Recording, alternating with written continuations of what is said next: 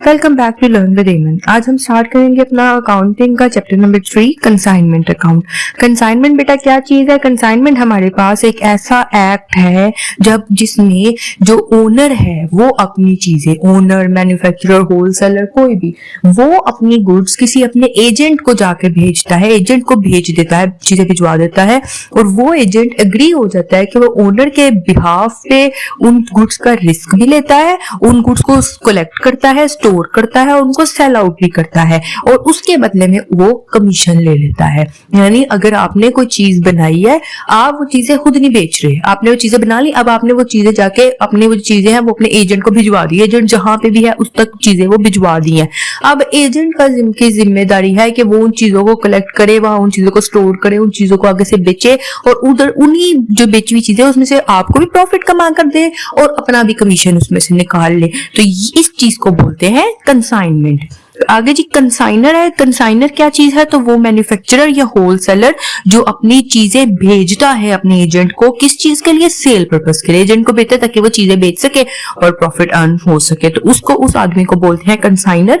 और वो एजेंट जो ये चीजें बेचता है ताकि वो कमीशन अर्न कर सके, किस ओनर के बिहाफ पे वो चीजें बेचता है, तो उस पर्सन को बोलते हैं कंसाइनी। आगे जी कंसाइनमेंट आउटवर्ड है। तो ये क्या चीज है? जब गुड्स को जो है डिस्पैच किया जाता है, कंसाइनर जो है वो गुड्स को डिस्पैच कर देता है, यानी गुड्स भेज देता है कंसाइनी की तरफ, तो ऐसी कंसाइनमेंट को बोलते हैं कंसाइनमेंट आउटवर्ड। किसके पॉइंट ऑफ व्यू से? कंसाइनर के पॉइंट ऑफ व्यू से। यानी अगर आप कंसाइनर हो, आप चीजें बना रहे हो, अब आप एजेंट को भेज रहे हो, तो ऐसी सूरत में अब आपके पॉइंट ऑफ व्यू से अगर देखा जाए तो आप ये कंसाइनमेंट कौन सी हुई? ये कंसाइनमेंट होगी कंसाइनमेंट आउटवर्ड। और अगर हम कंसाइनी के पॉइंट ऑफ व्यू से देखेंगे तो उसके पास चीजें आ रही हैं, कंसाइनर उसको चीजें भेज रहा है, कंसाइनी चीजें रिसीव कर रहा है, तो कंसाइनी के पॉइंट ऑफ व्यू से इस चीज को बोलते हैं कंसाइनमेंट इनवर्ड। आगे बेटा हमारे पास है कंसाइनमेंट आउटवर्ड बुक या फिर जर्नल। तो कंसाइनर जो सा है उसके पास काफी ज्यादा एजेंट्स होते हैं। मतलब ऐसा तो नहीं है ना कि अगर कोई बंदा कोई चीजें बना रहा है, सपोज कोई इंसान जो है वो बुक्स बनाता है, ठीक है, उसकी बुक्स की पूरी फैक्ट्री जो है, उसके पास पब्लिशिंग हाउस है, अब वो अपनी बुक्स, ऐसी बात तो नहीं है ना कि वो एक ही एजेंट को बेचता है कि भाई तुम इसको बेचो, नहीं, वो डिफरेंट सिटीज में डिफरेंट एजेंट्स को बेचते हैं। इवन एक सिटी में भी डिफरेंट एजेंट्स होते हैं, उसके काफी ज्यादा एजेंट्स होते हैं पूरी कंट्री में, या अगर बाकी कंट्रीज में भी पूरी दुनिया में फैला हुआ है तो बहुत ज्यादा एजेंट्स होते होंगे जिनको वो चीजें भेज रहे हैं बेचने के लिए। तो ऐसी सूरत में ये बहुत ज्यादा इंपॉर्टेंट होता है, बड़ा यूजफुल होता है कि उनके लिए एक जो है सेपरेट सब्सिडरी रजिस्टर जो है, यानी सेपरेट जो जर्नल है वो मेंटेन किया जाए, ताकि हर कंसाइनर का हिसाब रखा जा सके, ताकि अपने जो आपने जितनी भी कंसाइनमेंट्स की हुई है, जितने भी आपकी कंसाइनमेंट आउटवर्ड्स है, किसकी पॉइंट ऑफ व्यू से? कंसाइनर की बात हो रही है ना यहाँ पे, तो उसके लिए तो कंसाइनमेंट आउटवर्ड होता है। तो जितनी कंसाइनमेंट आउटवर्ड्स है उसके लिए आप लोग एक स्पेशल जो है रजिस्टर बना लो, उसमें आप जो है लिखो, उसमें पूरी अपनी कंसाइनमेंट आउटवर्ड बुक या उसका जर्नल बनाओ, जिसमें आपके पास प्रॉपर पूरा रिकॉर्ड हो कि आपने किस किस एजेंट को कितना सामान भेजा हुआ है, किस टाइम पे भेजा था, कितने पैसे मिल गए आपको, कितने नहीं मिले। इस तरह की हर किस्म की जो रिकॉर्ड है वो हम जो लिखते हैं कंसाइनमेंट आउटवर्ड बुक में या जर्नल में। यही अगर कंसाइनी के पॉइंट ऑफ व्यू से देखें तो कंसाइनी के पास भी जरूरी नहीं कि वो एक ही बंदे से सामान ले रहा है, यानी जो एजेंट है वो एक ही इंसान से सामान तो नहीं रिसीव कर रहा, उसके भी काफी ज्यादा ऐसे कंसाइनर होंगे जिनसे वो गुड्स रिसीव कर रहा है। तो वो भी जो है जिस जगह पे, जिस रजिस्टर पे, जिस अकाउंट में, जिस बुक में, जिस जर्नल में वो क्या कर रहा है, इन सारी चीजों का रिकॉर्ड रख रहा है, उसको सेपरेट जो जर्नल्स बना रहा है, तो उसको वो नाम देता है कंसाइनमेंट इनवर्ड बुक या फिर कंसाइनमेंट इनवर्ड जर्नल। आगे जी अकाउंट सेल्स हमारे पास क्या है? तो ये एक ऐसी रिपोर्ट है जो कि कंसाइनी प्रिपेयर करता है किस चीज के लिए, और उसको भेज देता है फिर कंसाइनर को, यानी ऐसी रिपोर्ट जो कंसाइनी बना के कंसाइनर को भेज देता है पीरियोडिकली बेसिस पे, जो कि शो करती है डिटेल्स किस चीज के बारे में? सेल ऑफ गुड्स के बारे में, उनकी प्राइस के बारे में, किस कीमत पे वो सेल हुई है, क्या उनकी ओरिजिनल प्राइस थी, फिर उस पे उसको सेल आउट करने के लिए एक्सपेंसेस कितने हुए जो कंसाइनी ने कंसाइनर के बिहाफ पे पे किए हैं, और अपना जो कमीशन वो कर रहा है, और जितना भी नेट बैलेंस है जिसके लिए जो उसने बाद में कंसाइनर से रिसीव करना है। इस तरह की सारी चीजें, ईच एंड एवरीथिंग, हर किस्म के एक्सपेंस, हर किस्म की जो डिटेल है वो कंसाइन कंसाइनी एक जो है अकाउंट में लिख देता है, सारा अकाउंट बनाता है, उसमें हर चीज लिखता है कि ये मैंने चीजें बेची है, इतने की थी, इतने की बेची, इतना इस पे खर्चा आया, इतनी मेरी कमीशन है, इतना आपने मुझे पैसे देने हैं, जो भी सारा कुछ हर चीज जो है ईच एंड एवरीथिंग जिस चीज में लिखकर वो कंसाइनर को भेज देता है उसको बोलते हैं अकाउंट सेल्स। आगे जी हमारे पास है परफॉर्म और इनवॉइस।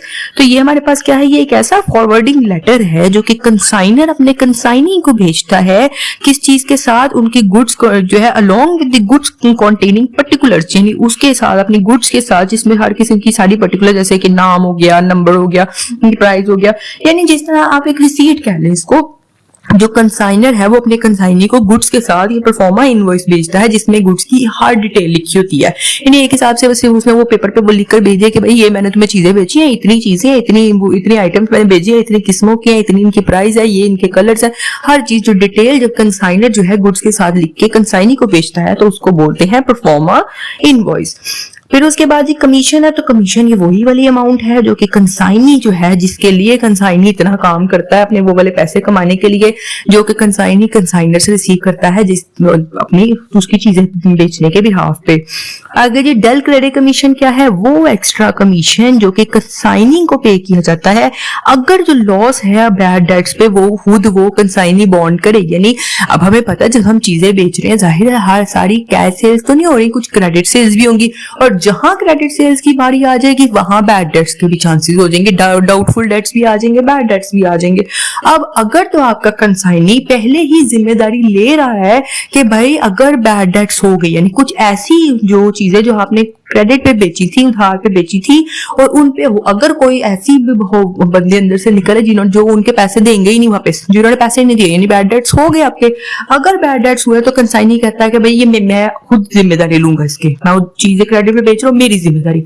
अगर आपका कंसाइनी इस चीज की जिम्मेदारी लेता है तो उसको एक्स्ट्रा कमीशन पे किया जाता है, उस एक्स्ट्रा कमीशन को कहते हैं डेल क्रेडिट कमीशन।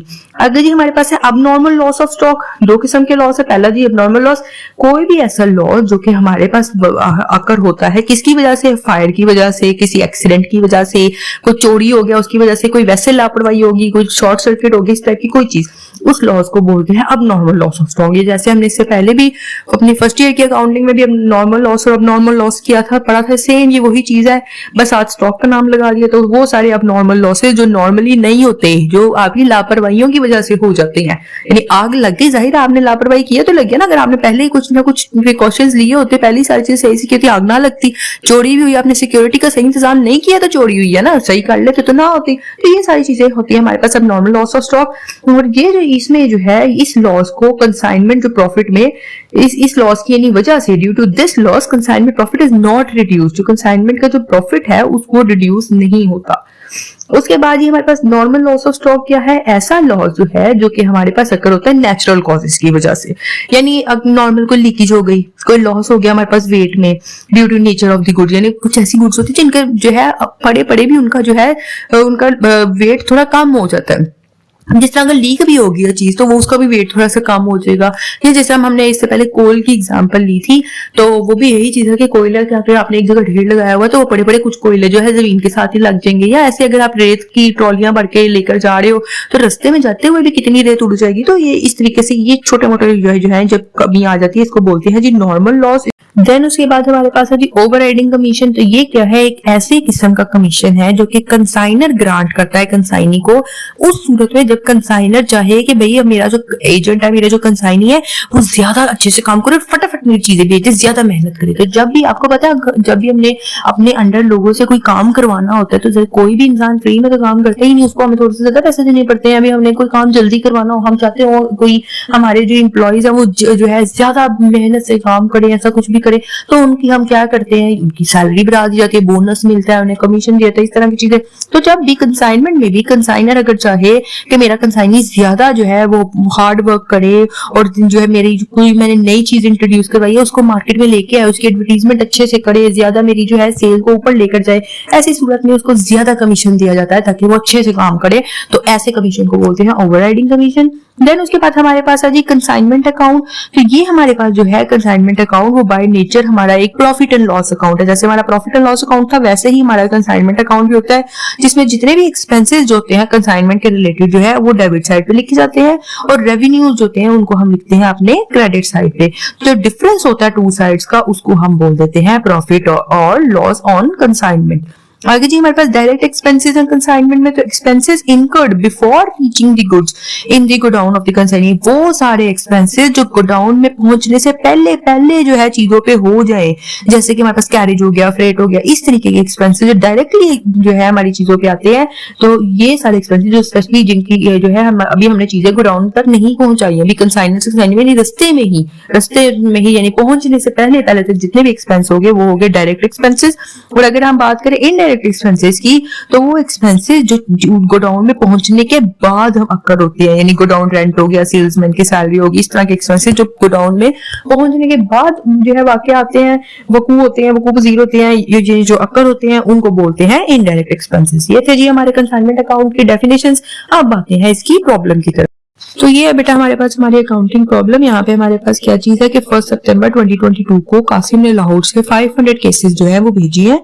तो 500 केसेस यानी जो भी वो प्रोडक्ट बनाता है तो उसके 500 केसेस 300 ईच के हिसाब से उसने अजीज को कराची में भेज दिए हैं ताकि वो उसके बिहाफ पे उसको सेल आउट कर सके और उसके बदले में जितने की भी वो चीज बेचेगा उसको 7.5% कमीशन और 2.5% उसको डेल क्रेडिट कमीशन दिया जाएगा। अब इस पे हमारे पास जी एक्सपेंसेस कितने आए जी 11,000 के एक्सपेंसेस हैं, 40,000 एडवांस जो है भेज दिया गया है 31 दिसंबर 2022 को। देन उसके बाद बोला गया है कि अजीज ने अपनी बता दिया, उसको पहले ही डिस्क्लोज किया है कि उसने 400 केसेस जो है 31 दिसंबर 2022 की बात करें तब उसने क्या किया है 400 केसेस उसने बेच दिए हैं, किस हिसाब से 450 ईच के हिसाब से। अब और उसके अलावा उसने जो है अपलोडिंग एक्सपेंसेस 1500 के वो अजीज ने बियर किए हैं, सेलिंग एक्सपेंसेस 2000 के बियर किए हैं। तो उसके साथ ही उसने बैंक ड्राफ्ट जो है उसमें नेट अमाउंट जो ड्यू जितनी भी रहती है वो उसने भी भेज दिए हैं किसको, कासिम को। अब नीचे हमें कहा जा रहा है कि प्रिपेयर करें ledger accounts in the books of Qasim, यानी कासिम की बुक में जितने भी लेजर अकाउंट्स बनेंगे वो सारे के सारे प्रिपेयर करें। तो सबसे पहले तो जी हमारे पास बनेगा मेन कंसाइनमेंट अकाउंट, यानी कंसाइन जो है कासिम जो है वो कंसाइनमेंट अकाउंट बनाएगा, फिर अपने कंसाइनी का अकाउंट भी बनाएगा जो है अजीज अकाउंट, तो और यहाँ उसके अलावा वो गुड्स रेंट ऑन कंसाइनमेंट का अकाउंट बनाएगा। ये तीन जो मेन है वो कासिम के जो है बुक्स में वो अपने लेजर अकाउंट बनाएगा। पहले जी हम आते हैं कंसाइनमेंट अकाउंट के बारे में। तो यानी ये हमारे पास जी कंसाइनमेंट अकाउंट, यहाँ पे हमारे पास क्या चीज है, सबसे पहले तो हम लिखेंगे अपना जो है गुड्स रेंट ऑन कंसाइनमेंट, जिसमें कि हमने गुड्स बेची 500 केसेस बेचे 300 के हिसाब से 500 मल्टीप्लाई 300 तो आ गया हमारे पास 1,50,000। उसके बाद जी हमारे पास क्या चीज आई, एक्सपेंसेस आए 11,000 के एक्सपेंसेस है, तो वो बैंक के थ्रू हमने जो है एक्सपेंसेस बैंक साथ ब्रैकेट में एक्सपेंसेस लिख देंगे 11,000। देन उसके बाद हमारे पास जो है अब अजीज ने कौन कौन से एक्सपेंसेस बियर किए, पहले जी उसने 1500 के अपलोडिंग जो एक्सपेंसेस बियर किए वो, फिर उसके बाद सेलिंग एक्सपेंसेस उसने बियर किए 2000 वो, उसके अलावा हमने उसको कमीशन देना है। अब यहाँ पे देखें जी कमीशन हमने उसको देना है 7.5% और डेल क्रेडिट कमीशन 2.5%। कैलकुलेट कैसे करेंगे, ये जो ऊपर 1,50,000 है इसकी अमाउंट से नहीं कैलकुलेट करेंगे, ये कैलकुलेट हम उन अमाउंट पे करेंगे जिस हिसाब से उसने चीजें बेची है। क्योंकि हमारा साल खत्म हो गया ना, 31 दिसंबर आ गई, तो तब तक उसने अभी 400 केसेस बेचे या 450 के हिसाब से मल्टीप्लाई दोनों को करेंगे तो फिर हमारे पास जो है आ जाएगा 1,80,000। इस पे हम कमीशन चार्ज करेंगे 1,80,000 का 7.5% लेंगे तो आ जाएगा 13,500 और 1,80,000 का ही 2.5% लेंगे तो आ जाएगा 4,500। ये सारे अजीज के एक्सपेंसेस थे, चारों को हमने प्लस किया 21,500 हमने यहाँ पे लिख दिया। इस साइड पे आके क्रेडिट साइड पे हम सेल्स लिखेंगे, तो सेल्स हमने पहले कैलकुलेट कर लिया, 400 केसेस को मल्टीप्लाई 450 से करेंगे तो 1,80,000 आ जाएगा। देन उसके बाद हम लोगों ने आगे अब देखना है कंसाइनमेंट जो अब स्टॉक में हमारे पास बाकी बच गई है वो कितनी है। इसके लिए जी हम प्रॉपर एक वर्किंग करेंगे। कैसे हम लोग फाइंड करेंगे कि हमारे पास जो कॉस्ट प्राइस है अनसोल्ड गुड्स की 100 केसेस रह गया और इसकी जो ओरिजिनल जो प्राइस है ना उसी पे मल्टीप्लाई करना, जिस हिसाब से उसमें बाकी केसेस बेचे हैं उससे नहीं मल्टीप्लाई करना। तो 100 को 300 से मल्टीप्लाई करेंगे, 30,000 की गुड्स हमारे पास बची है। उसके अलावा जो एक्सपेंसेस आए थे हमारे पास उसको भी तो हमने ऐड करना ना, क्योंकि इन चीजों पे भी तो एक्सपेंसेस आए थे, बेशक ये भी बिकी नहीं पर एक्सपेंसेस तो सारी चीजों पे आए थे, ऐड करने। अब इनका प्रोपोर्शनेट ऐड करेंगे। 11,000 के एक्सपेंसेस थे और 1500 था, सॉरी, तो 12,500 था और 500 केसेस के हिसाब से था तो उसको 500 से डिवाइड करेंगे और मल्टीप्लाई करेंगे उन 100 केसेस से जो हमारे पास बच गए हैं, यानी 12,000 डिवाइडेड बाय 500 2500 मल्टीप्लाई 100 आ गया 2500, यानी ये 2500 के डायरेक्ट एक्सपेंसेस जो है ये हमारे इन अनसोल्ड गुड्स पे आए हैं। दोनों को हमने ऐड कर दिया तो हमारे पास आ गया 32,500, यानी 32,500 के गुड्स हमारे पास अभी स्टॉक में है, वो हमने लिख दिया यहाँ पे। अब दोनों साइड का हम बैलेंस करेंगे तो हमारे पास जो है हमारा क्रेडिट साइड ग्रेटर है, डेबिट साइड हमारे पास जो है कम है। डेबिट साइड हमारे पास वैसे भी एक्सपेंस वाली साइड है, यानी हमारे रेवेन्यू ज्यादा है, एक्सपेंस कम है, तो हमारे पास ये प्रॉफिट है, तो profit transfer to general profit and loss account लिख देंगे। हमारे पास 30,000 का प्रॉफिट आ गया। आगे जी हमारे पास है, अब हम बनाएंगे पहले अपना goods Saint on consignment account. ये छोटा सा अकाउंट होता है हमारे पास। हमने क्या है इसमें सिर्फ कंसाइनमेंट अकाउंट जो है क्रेडिट साइड पे लिख दिया, जो हमने चीजें भेजी हैं, हमने 1,50,000 की भेजी थी, वो हमने क्रेडिट साइड पे लिख दिया, और इसके अलावा इसमें कुछ भी नहीं आता, डेबिट साइड पे इसका बैलेंस लिख देंगे, यही वाला बैलेंस आ गया। अब जी हम बनाएंगे अपना कंसाइनी अकाउंट, अजीज का अकाउंट बनाएंगे यहाँ पे। अब अजीज के अकाउंट में सबसे पहले तो हम अपने जो बैंक के जो हमारे वो जो एक्सपेंसेस 40,000 के जिनसे उसको एडवांस जो है इसने भेजे थे, इसने वो लिखा था ना 40,000 जो है एडवांस में से पहले ही भेज दी है, वो बैंक जो है हम क्रेडिट साइड पे 40,000 वो लिखेंगे। उसके नीचे जी हम लोग यहाँ पे कंसाइनमेंट अकाउंट में ये सारे इसके एक्सपेंसेस जो इसने बियर किए, यानी अपलोडिंग एक्सपेंसेस 1500 वो लिखा, सेलिंग एक्सपेंसेस 2000 ये लिख दिया, कमीशन और डेल क्रेडिट कमीशन हम पहले ही कैलकुलेट कर चुके हैं, वो दोनों यहाँ लिख दिए, चारों प्लस किया तो आ गया 21,500।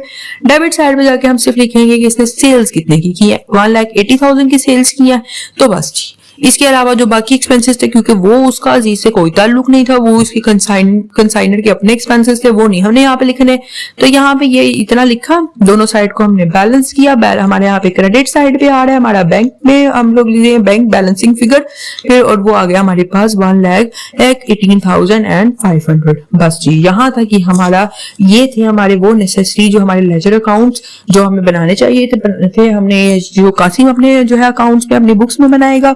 आई होप आपको इसकी समझ आई होगी। अगर कोई भी क्वेश्चन हो, कोई कंफ्यूजन हो, तो वो आप मुझसे कमेंट सेक्शन में पूछ सकते हैं, मैं इंशाल्लाह जरूर रिप्लाई करूंगी। इसके बाद जी नेक्स्ट वीडियो में हम इंशाल्लाह अपना नेक्स्ट चैप्टर पढ़ेंगे, accounts of joint stock company. तो ये हम अपना next chapter number 4 accounts of joint stock company इंशाल्लाह हम नेक्स्ट वीडियो में पढ़ेंगे। So till then stay tuned and happy learning.